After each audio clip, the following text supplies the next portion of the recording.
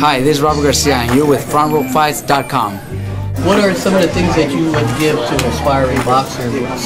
Some of the suggestions that you think would be advantageous? You know what? When it comes to somebody that wants to be a boxer, you can take it as a career. Well, it takes a lot of hard work, dedication. You gotta drop a lot of things, a lot of Work ethic? well.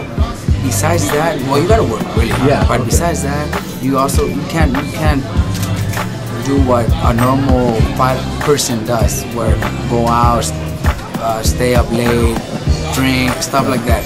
You know, you gotta basically throw all that away and dedicate yourself 100% to the sport.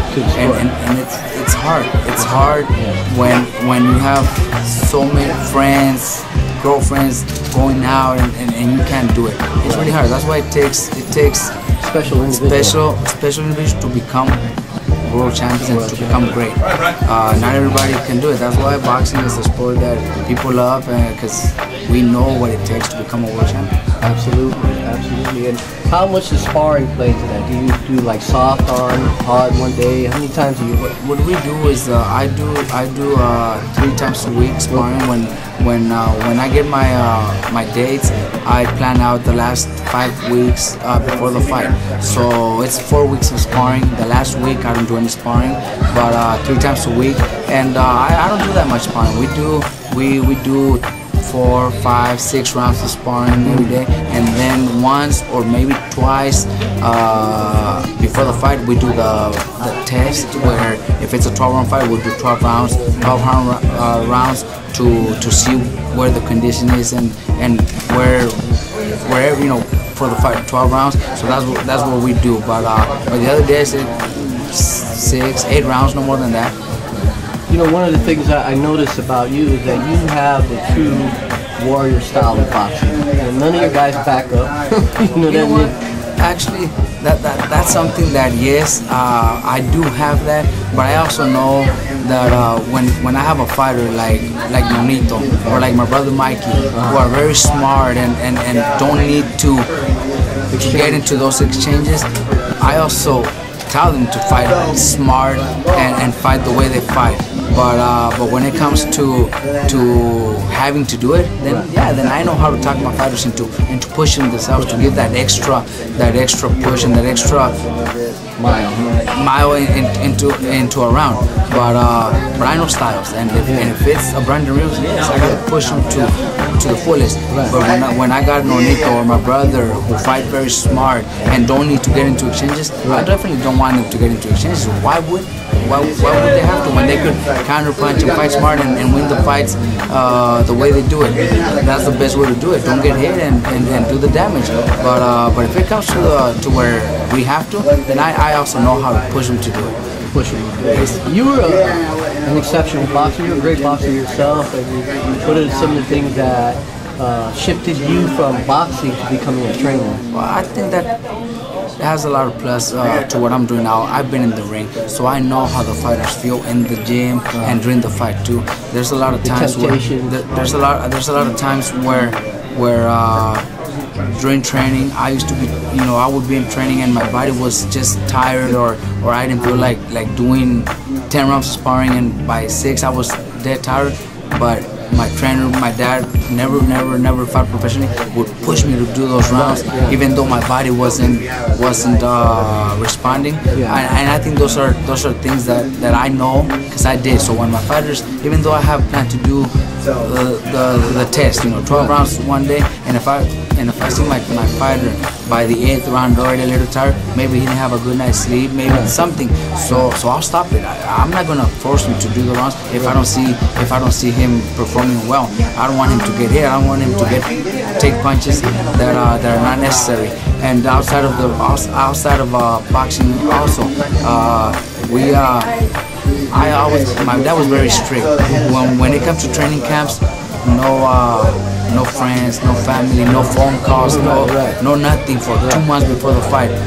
That's probably why at 26 I was sick of the sport, because every time I went to training camp, I couldn't, no visits until after the fight. But there, nobody, my kids, my wife weren't even allowed to come and wish me good luck for the fight, because that was my dad's mentality. That's, you know, some trainers' mentality. But no, you know, with my fighters, Nonito has his wife around him all the time, and look what he's done. Brandon Rios, his wife is around.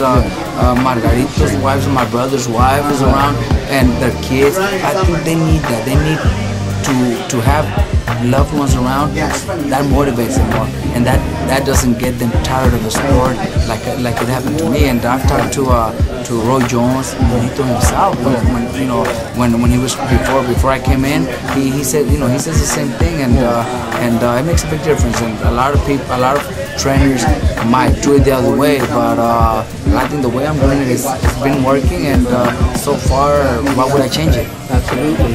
So do you think the sport of boxing has evolved, where they used to do 15-round fights, and they're running boots, and they didn't really work with supplements? You know what? How far is the sport has evolved? Now that we have so much stuff, you know, with boxing that back in the days nobody had. Right now, conditioning coaches, the dietitian, you know, we have everything. And it's a plus for the boxers. We never had it, and now that fighters have it, it's just a plus. They come out and they take advantage of all the help that's out there, and all the things that are out there. And there's no stop to it. If you have the talent, if you have the discipline, the dedication, there's nothing that can stop it. With all the things around boxing now, I think it's just it's a plus for somebody that takes advantage of everything. And since this is the first year that women are allowed in the Olympics, isn't that well, how do you feel about it? I feel great about it. Yeah, of course. Why not? You know, every other sport has, you know, they have women doing it, so why not boxing? So it's gonna be great. You know, it's great to see women fighting in the Olympics, and I'm excited about it too, and hopefully we get some good ones from the United States, you know, that come out and do good. Hopefully a little better than the last couple of Olympics, you know, for our guys. You know, we haven't done too good, but I'm sure we'll be fine. One final question here with FrontRowFights.com. Do you ever think Brandon Rios is going to face Victor Ortiz or anything like that to happen? You know what? At first, it was a fight that we could probably look into, but Brandon's got many years, many fights to do before we even think about that, and by that time, I don't see Ortiz being around. He's already at a level where there's not that many fights left in you. It's like Mayweather. You know,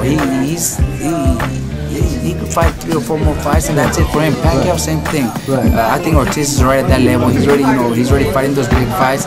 So 2 or 3 fights, and that could be it for him. And by that time, Brandon will be at 140. So before Brandon even gets to 147, I think he'll be gone.